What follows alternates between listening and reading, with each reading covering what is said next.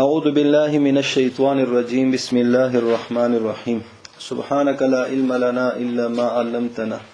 إنك أنت العليم الحكيم اللهم صل وسلم على سيدنا ونبينا محمد صلى الله عليه وسلم أفضل صلواتك بعدد معلوماتك وبارك وسلم وصل عليه في أول كلامنا ووسط كلامنا وآخر كلامنا اللهم يا معلم آدم علمنا ويا مفهم سليمان فهمنا ويا ملهم الملائكة ألهمنا اللهم ربي زدني علما. مولوی صاحب اوس خط تکرار شروع کو خوري مهنت شروع کو امتحان ته خط تیاری وکړو پوه شئ او دا وظیفې ډېرې ما کوو پوه شئ مولوی صاحب دغه پیرانو میرانو وظیفې اوس ما کوو پوه شئ طالب د پر غټه وظیفه د کتاب ولا تکرار دی پوه شئ کتاب ولا تکرار د پر غټه وظیفه پوه شئ دغه وظیفې زه ته د بیام کولای شي د وظیفې ته نه چرته نه ځي خو دغه اصول ششي اوس د دې پورې وشو کنه نو دا ته بیا نشي پوه شئ دا بیا نشي درنګ نور کتابونه درنګ ورپسې درجه دي کله چې فارغ شي کنه نو طالبي زمانه کې بیت پکار دي وظایف پکار دي خو فارغ اوقاتو کې مزدیګر د سیوزي اندسي غب شپ لګای نو تسبیح واخله درود شریف استغفار کوا ادا کوا او نور به څه کله د دې تکرار کوي او ته نر بچی باندې ځان باندې چادر رواچي پوه شو او به ته وظیفه کوي دا وظیفه به خانه ده او یا څوک د خوب ټیم دی هغه خوب ټیم پوه شو ته وظیفو کې تیر کی او به سبای کلاس کې به خوبي ولوي بیا دام پیدا نه کوي پوه شو مو یو استاد شیخ صاحب رحمت الله علیه خپل استاد ور خبره کوله سينما یو ما نماز نه وتل او کوړه خټه کې چې مو یو استاد وغه طالب لاس کې تسبیح ولیدلې چې تسبیح به وتشلولې ما غځه کې چې ته د تسبیح درغله خدای د سبق درغله پوه شو اندرنګي دغه تسبیح اندرنګي هر یو شی طالبي زمانه کې هر یو شی ته چوټي ورکو ښاګنه تنظیمونه هر یو شی پوه شو پارټیانې د هیڅ شی په کار نه رسي ته کله دغه وخت کې ته خپل دی کتاب ته توجه ورکې کنه خو صحیح علم حاصل کې نو سبب ته به د خپل پارټي خپل عقیده نظریه خپل جماعت کې به ته مشر وي پوه شو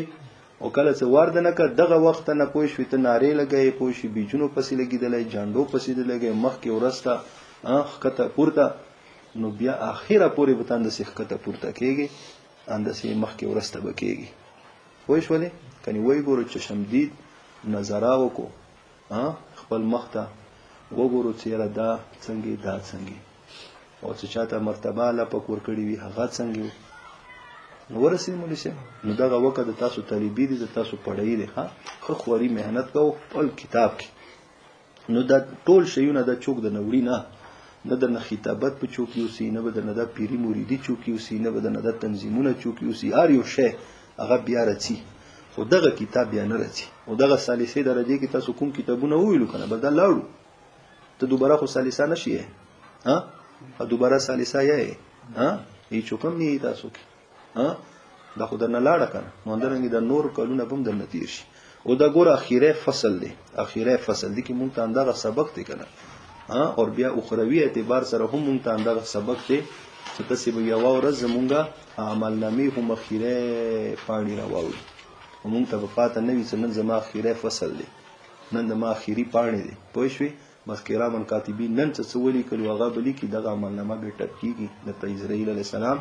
ته آرډر میلاو دی چې دومره باجی دین روح واخله نو درنګ دا ګوره مونږ شروع مکړو کنه هغه ورځم وا چې مونږه خطبه الکتاب یلا د مصنف رحمت الله علیه نوم یلو هغه حالات میلو او بیا اول کتاب بیا د سیدا د ګوره اخیری فصل ته مونږ ورسېدو وندرنګ یو ورځ به مونږه د سي د ژوندۍ ولا هم اختتام کیږي پوه شئ نو به هر حال مولوی صاحب خوري وکړو د کوم کال کې د نڅ کمی کو تای شي وي هغه رالاند کو هغه ان شاء الله لاندې چې شپه ورځو ته یوا کې کنه خدای د اخیری شپورې لکه بیا نه لاندې چې تداوی د شیطان وسوسه دي سمړه څا به امتحان شپورې کې ګورو شاکر مولوی صاحب به وسار شمه به شپوته وسار شمه ان شاء الله خو شي بس اوس څه شي کوي نو بیا هغه ورځي به شیطان د تڅي منه اوسه پوری څونه لوس پڅ وشي ورکیګه خسور کې خوب وکړي ونه بل بیا پر چې کې وګورو مړه څه کیږي به دا صرف دې ته نه د ټولو ته پوه شي مولا خبر یو نشانه نه وي ښا کنه زړه کې دا رانولو چې یاره دا مولي صاحب ته مانه چا شیطاني کړي یا مانه خبر شوی، خو دا زه عموما خبرې کوم ښه که نه. نو چا کې چې کومه مسله وي هغه مسله بیا ځان نه وباسي. فصل، دغه فصل دی په بیان د فی الاستدلالین الفاسدین، دوا استدلاله څه د فاسد دي. یعنی ګوره اوسه پورې تا ته مصنف رحمت الله علیه کتاب الله بیان کو، بے سنت رسول بیان کو صلی الله علیه وسلم، بیا اجماع، بیا قیاس، یعنی هغه احکامات چې هغه په ادله اربعه سره ثابت دي، یعنی دلیل سره ثابت دي. یو حکم دلیل سره ثابت شو، دای د بیان چې حکم ثابتيږي دلیل سره ثابتيږي. اوس درته یو څو داسې خبرې کوي کنه چې هغه دلیل نه وي، خو بعضو ائمه‌و هغه دلیل ګڼلی، خو در اصل هغه دلیل نه دی. هغه ګڼلی دلیل دی خو هغه دلیل نه دی. نو دی وجه نه دغه فصل تا ته راوړو چې مولوي صاحب اخیری فصل دی، تا خو د ټولې خبرې زده کړلې. اوس دا خبره هم واوره چې بعضې دلیل نه وي، پوه شوې. اوس تا ته به یو سړی دلیل پیش کړي، مسله به درته پیش کړي چې دا دلیل دی، او ته به وایي چې دلیل خو پیش کړو بس صحیح دی. نو ناکنه سترګې غړوه چې دا دلیل دی او که دلیل نه دی، پوه شولې. نو دې ته به یې چې سترګې غړوي. نو ګوره اهمه خبره دی که نه دی. نو الاحتجاج بلا دلیل، احتجاج یعنی استدلال پکڑنا، بلا دلیل بغیر دلیل کے استدلال پکڑنا، بغیر دلیل کی. انواع دا څو قسمه دي، او تاسو ته صرف دغه دی کې دوا قسمونه بیانوي. ښه، دوا قسمونه. یو قسم ګوره کوزه ناقد د تلیکري الاستدلال بعدم العلت على عدم الحكم. یره د حکم ځکه نشته علت نشته، دغه حکم ځکه نشته چې دا علت نشته. نو ورکه دا یو حکم به دسی وي چې هغه د پر یو علت نه وي، ګڼ شي علت پوي ورته. ها، دا خو ضروري نه دي چې دغه حکم به صرف دغه علت د واجب نه ثابت وي. یو حکم دسی وي که چرته دسی حکم چې هغه د پر صرف یو علت، نو بیا خو ته دایل شي چې د حکم ځکه نشته چې علت نشته. خو اوس دسی احکامات هم شته چې هغه احکاماتو د پر ګڼ شي علتونه وي کنه، چې یو علت نشته کې دي شي بل علت موجود وي، دا علت نشته کې دي شي هغه بل علت موجود وي، هغه علت نشته کې دي شي څلورم نمبر علت موجود وي. پوه شئ. لکه ګوره هغه د پر مثال به ته بیان کی چې امام شافعي رحمت الله علیه فرمایي چې قه د ناقض الوضو نه دی. الکه دلیل در سره څه دی؟ دلیل دا دی چې دلیل وضو او دس د متیږي د وجه د خروج نجاست من احد السبيلين. نقض وضو رسی څه د واجنا خروج نجاست من احد السبيلين، دا علت دی سدی د پاره. نو لہذا کې خدغه علت نه دی موجود، نو نقض وضو هم نه دی راغلی. نو مونږ ورته یو څه ګوره دغه علت ته صحیح بیان نکو. خروج د نجاست من احد السبيلين یعنی دا نه دی بلکې خروج د نجاست څه بدن نوي په کمی طریقې سره هم اوزي، نو دې سره او دسه د ماتيږي. نو هغه علت ستا غنلې دا علت صحیح نه دی غنلې. لکه څنګه پیغمبر علیه الصلاۃ والسلام یو حدیث مبارک دی کنه څ الوضوء من كل دم سائل، او دست د هر وینه بهیدون کینه، وینه بهیدون کی نو هغه نه او دستی اندرنګ کې دا اوس ناقض الوضو دی، ولی دا هم خروج د نجاست دی کنه اور خلی طرف نه دی. یعنی من احد السبيلين کی دل ورته ضروری نه دی چې یاره اوستیه من احد السبيلين نجاست نه دی خارج شوه، نو او دس هم نه دی مات. یاره دا او دس خو بل شي د وجینا ماتیږي کنه، صحیح شو. وینه بدن نه روزي او دس ماتیږي، حدیث موجود دی. اندرنګ خروج د نجاست جسم نه په کمی طریقې سره وشي، نو د سرم او دس ماتیږي، حدیث موجود دی. پوه شي په خبره. یو علت خو نه دی چې خروج د نجاست من احد السبيلين دې پر خدا علت نام دی کنه. اندرنګ ګوره اوس دغه مثال کچرته یو حکم وي هغه د پر صرف یو علت وي، دا خبره ته به الته کول شي چې دا حکم ځکه نشته چې علت نشته، ځکه چې هغه پر یو علت دی کنه. لکه هغه د پر مثال هغه قصاص دی. څه شي دی؟ قصاص. اوس ګوره قصاص د پر علت څه شي دی؟ قتل عمد. خو دې د پر د یو علت دی. ها، قصاص د پر علت قتل عمد دی. نو اوس قصاص نشته، ولی نشته؟ ځکه قتل عمد نشته کنه، او دا صحیح دی ځکه دې پر علت اند یکی یو دی. پوه شئ مولوی صاحب؟ یا اندرنګ ګوره زمان نشته، زمان د پر علت څه شی دی؟ غصب. اوس زمان نشته، ولی نشته؟ ځکه علت نشته کنه، غصب نشته. څه غصب نشته، بس صحیح دی. د زمان د پر یکی یو علت دی، څه غصب دی. پوه شئ؟ مولوی صاحب نو انواع دا په څو قسمه باندې دي. منها یو د دینه الاستدلال، استدلال نیول دی بعدم العلت په عدم علت سره، علی عدم الحكم په عدم حکم باندې، یعنی عدم حکم باندې په عدم علت سره استدلال نیول. مثاله مثال د دی القیء غیر ناقض، قید غیر ناقض دی. لانه ولی ځکه لم یخرج څکم دی لا یخرج نر اوزی من السبیلین د دوو لارونه. والاخو اور ورور لا یعتقو دا نه ازدیگی علی الاخی په ورور باندې. ولی لانه لا ولاد بینهما ځکه تشان داده لا ولاد نشته دی رشتہ د ولادت بینهما د دواړو په منځ کې، یعنی دا خورونه دي کنه، رشتہ د ولادت خو دوی په منځ کې نشته. رشتہ د ولادت یعنی اصول او فروع کې د خو دوی کې نشته. ګوره مسله دا دی کنه، زمون احناف په نيز باندې چې یو سړی د ذی رحم محرم مالک وګرځیدل نو دا په دې باندې آزاد دی، چاہے هغه مور او پلار وي، چاہے هغه زوی لور وي، اور چاہے هغه ورور وي خور وي، اور چاہے هغه ترور وي. پوه شولې؟ ترور وي تروي، نو دا ذی رحم محرم دی. نو ذی رحم محرم مالک څخه کله وګرځیدلې نو باس تا باندې دغه غلام آزاد د زمونږ احناف مسلک دی. اور شوافیو مسلک دا دی څه صرف مور پلار اور زوی لور څخه کله دا د واخسته د دې مالک جوړ شي د تا باندې ازادي کی، ورونه خويندې دا په یو بل باندې نه ازاديږي، اندرنګ ترېندې ترونه وغیرہ دا په یو بل باندې نه ازاديږي. ځکه صدیق هغه یې صدیق رشتہ د ولادت نشتا. پوه شئ؟ نو ګوره هیڅ علت نشتا، رشتہ د ولادت، نو لہذا حکم هم نشتا، ازادي دل هم نشتا. نو مونږ ورته یو چې ګوره دغه ازادي دو د پر علت هغه رشتہ د ولادت صرف نه دی، څه صرف رشتہ د ولادت د پر علت دی، بلکې د پر علت محرمیت هم دی، د پر علت محرمیت هم دی. نو اوس ورونو په منځ کې رشتہ د ولادت خو نشتا، خو محرمیت خوشتا کنه. نو ګوره اوس هغه استدلال به عدم العلت وکنه، څه علت نشتا نو لہذا حکم هم نشتا. علت څه شي ګرځولو؟ څه رشتہ د ولادت. مونږ ورته یو څه رشتہ د ولادت صرف نه دی بلکې محرمیت دی، اور محرمیت ولا علت خوشتا کنه. والاخ لا يعتق ولا الاخ لانه لا ولد بينهما. وسئل محمد رحمه الله تعالی،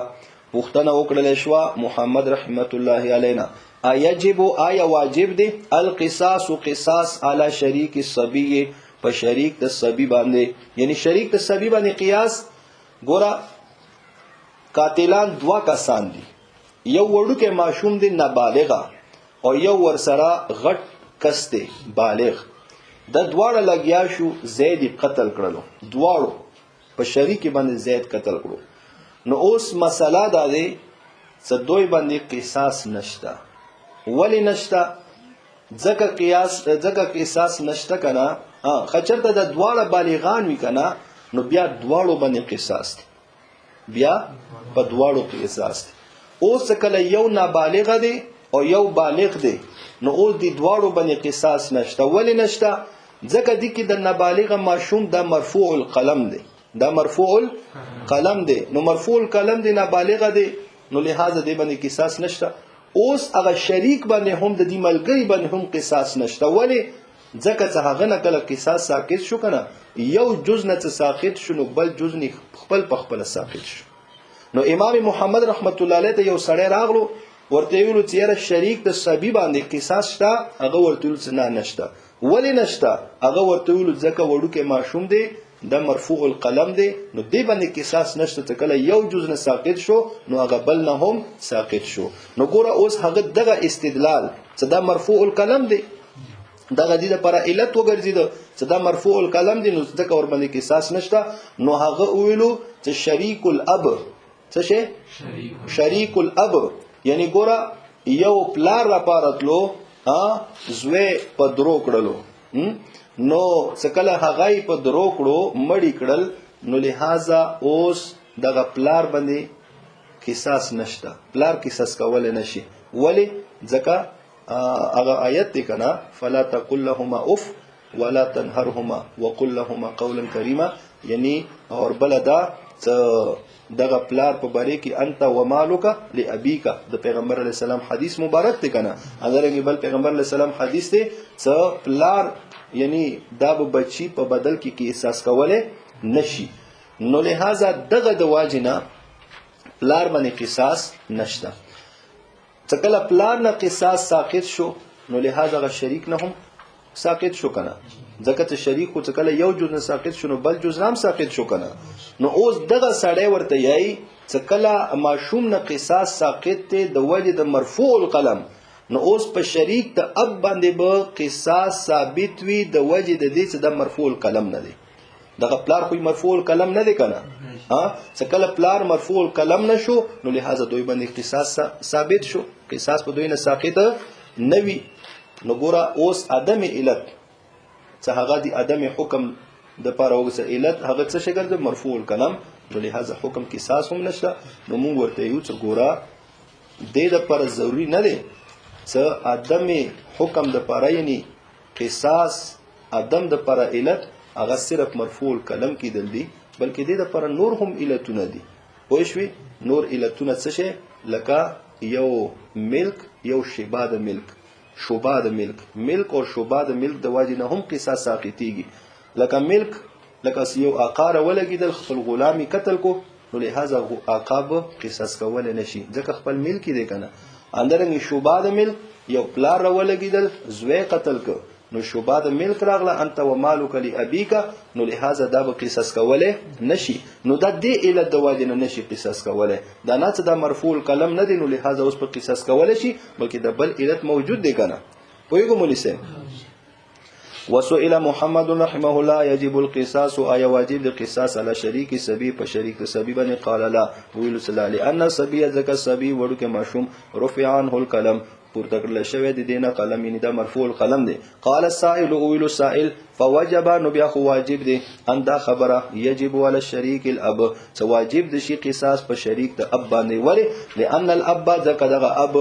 لم يرفع عنه القلم پورته کړل شوی نه دی دینه قلم یعنی دا مرفوع القلم نه دی نو فسوار التمسك نو پس وګرځیدل دغه استدلال بعدم العلت په عدم علت باندې په عدم علت سره على عدم الحكم په عدم حکم باندې هذا بمنزله ما يقال ګوره اوس د ترت کوي په دغه عدم علت په عدم حکم باندې عدم علت سره په عدم حکم باندې استدلال نیول نو دا هذا دا بمنزله ما يقال اذا دا په درجه د هغه دی لکه یلی شوی دی لم يمت فلان څپلنکه مړ نه دی ولی لانه لم يسقط من السطح ځکه څه هغه نه دی رپریوتل د چتنا پلنکه مړ نه دی ولی نه دی مړ ځکه هغه خو چات نه دی رپریوتل نو کې دې شي چې ډی ته کړې وي ځکه مړ وي نو دام کې دل شي کنه ډی کول خو ورکشتا کنه پاکستان دی به خیبر پختونخوا دی بیا هنګو دی د غرونه دی ډی کول خو ورکشتا نو کې دې شي غرونه نه وی رپریوتل نو ګوره او د حضوري نه دی کنه صرف چت نه رپریوتل دا به علت مرګ د پاره نو چې دا په منځلي دي الا ګوره اوس ماته یو خبره کړي وکنه کچرته اند یک دی حکم د پاره اند یک یو علت نو بیا خو صحیح دی دا خبره الا مگر دا اذا كانت علت سکلوی علت حکم علت الحكم منحصره في معنى اذا كانت علت الحكم منحصره هذا سره کنه